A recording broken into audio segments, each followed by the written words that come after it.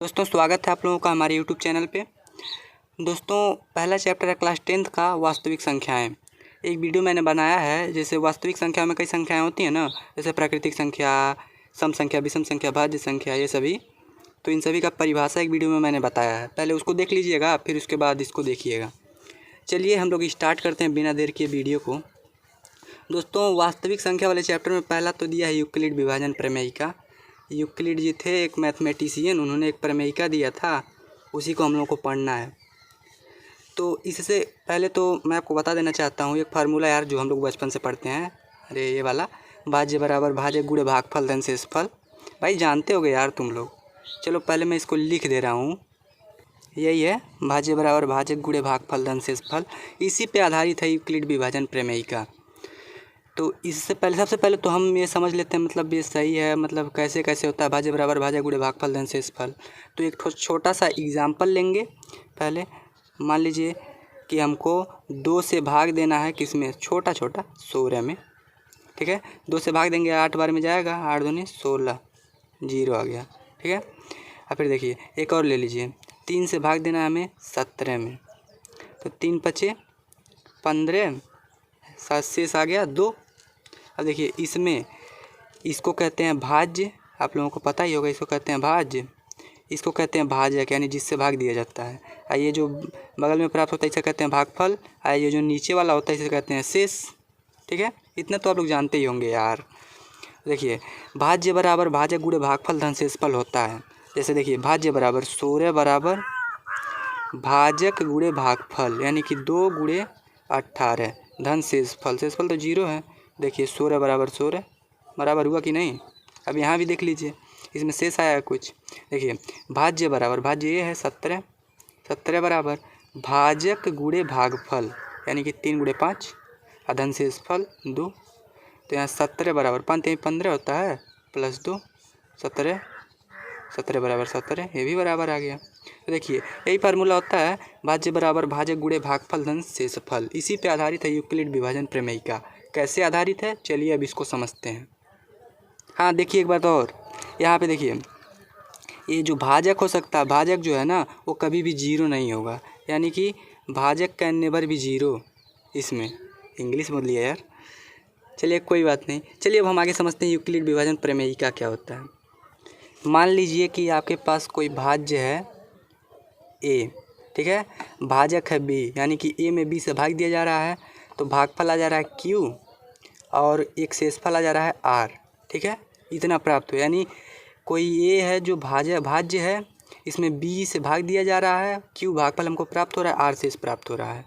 तो ऊपर वाले फार्मूले से, यानी कि भाज्य बराबर भाजक गुणे भागफल धन शेषफल वाले फार्मूले से इसको कैसे लिखेंगे, भाज्य बराबर ए बराबर भाजक गुणे भागफल, यानी कि बी गुणे क्यू धन शेषफल आर। इतना हो गया ना। अब मैं बताया हूँ कि ये भाजक का नेवर भी 0, ठीक है, यानी कि B is not equal to 0, 0 नहीं हो सकता है। क्यों नहीं हो सकता है, क्योंकि किसी संख्या में 0 से भाग देंगे तो अनंत, उसको परिभाषित नहीं किया जा सकता है, ठीक है, वो काल्पनिक संख्या के अंतर्गत आ जाता है। तो ये हमको मिल गया, यही है यूक्लिड विभाजन प्रमेयिका, ठीक है। एकदम सिंपल है, भाज्य बराबर भाजक गुणे भागफल वाले पर आधारित है।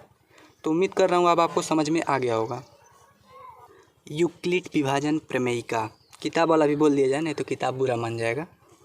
देखिए किताब में दिया गया है कि 2 धनात्मक पूर्णांक ए और बी दिए रहने पर ऐसी अद्वितीय पूर्ण संख्याएं क्यू और आर विद्यमान हैं कि ए बराबर बी क्यू प्लस आर, वही वाला है, ए बराबर बी क्यू प्लस आर। अब देखिए बी तो 0 नहीं होना चाहिए, ये तो हमको पता ही है, लेकिन ये भी है कि आर का मान जो है 0 हो सकता है, 0 से बड़ा हो सकता है, लेकिन इस बी वाले से छोटा ही होगा। अरे यार हम लोग भाग देते हैं, जानते हैं सब, कि मान लीजिए अगर बी से बड़ा है आर तो एक बार और भाग जाएगा, हम लोग ऐसा नहीं करते हैं। तो वही चीज़ है, सब हम लोग जानते हैं। एक बार इसको मतलब भाग करके देखिएगा, रिलेट करके देखिएगा कि ए बराबर ये है, बी बराबर ये है, आपको बढ़िया से समझ में आ जाएगा, ठीक है। अब इसमें ये 2 शब्द आते हैं, एक तो आता है प्रमेयिका, एक आता है, और एक आता है एल्गोरिदम। इनको जानते हैं, ये क्या होते हैं।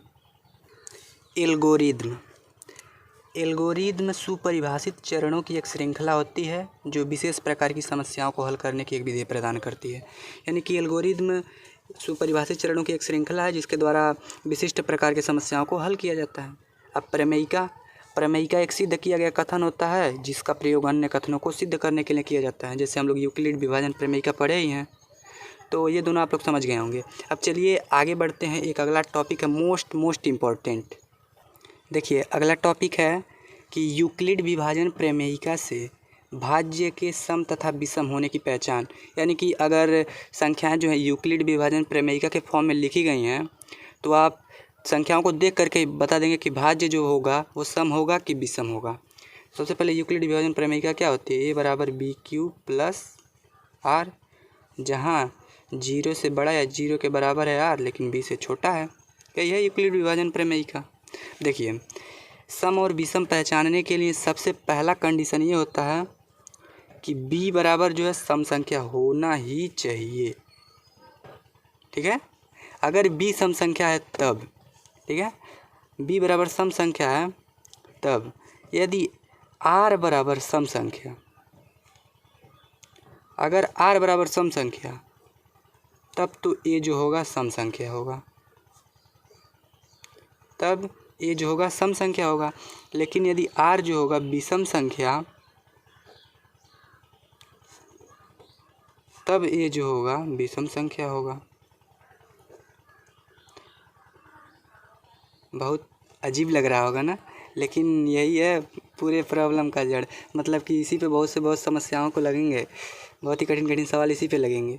देखिए a बराबर बी क्यू प्लस आर है, जहाँ b जो है क्या है? भाजक है। तो ये तो सम संख्या अगर है तब, ठीक है, भाजक अगर सम संख्या है तब। अगर r यानी कि शेष जो है सम संख्या हुआ तब तो ये सम संख्या होगा, यानी कि भाज्य सम संख्या होगा। अगर r विषम संख्या हुआ तब ये विषम संख्या होगा। अब एग्जाम्पल के आधार पर इसको समझ लेंगे तो बढ़िया से समझ में आ जाएगा। चलिए जैसे एग्जाम्पल लेते हैं। जैसे मान लीजिए कि हम a बराबर लिख दें 4 × 7 + 2, ठीक है। तो हम यहाँ डायरेक्ट इसको देख करके बता सकते हैं कि ये जो है सम है कि विषम होगा। अगर इस फॉर्म में लिखा गया है तब ए बराबर बी क्यू प्लस आर के फॉर्म में लिखा गया है, ठीक है। देखिए सबसे पहले b जो है सम संख्या होना चाहिए, तो b सम है। अब भाई सम और विषम क्या होता है, तो इसके लिए हमारा पहला वाला वीडियो देखिए, ठीक है। तो b जो है सम संख्या है, तो जब b सम संख्या है तो अब b के अलावा देखेंगे r को। r सम है कि विषम है? r भी सम संख्या है, ठीक है। तो अब जब b सम संख्या होने के बाद अगर r सम संख्या है तब तो डायरेक्ट a सम संख्या हो जाएगा। लेकिन अगर r विषम संख्या हुआ तब ये विषम संख्या हो जाएगा, सिंपल। अब देखिए अब a का मान निकालेंगे। 7 × 4 = 28, 28 + 2 = 30। सम संख्या आया ना, कतई मौज हो गई। चलिए उम्मीद करता हूँ समझ में आ गया होगा आप लोगों को। तो बस ये वीडियो यहीं तक। अब आगे हम लोग प्रश्नावली सॉल्व करेंगे। तब तक के लिए बाय बाय।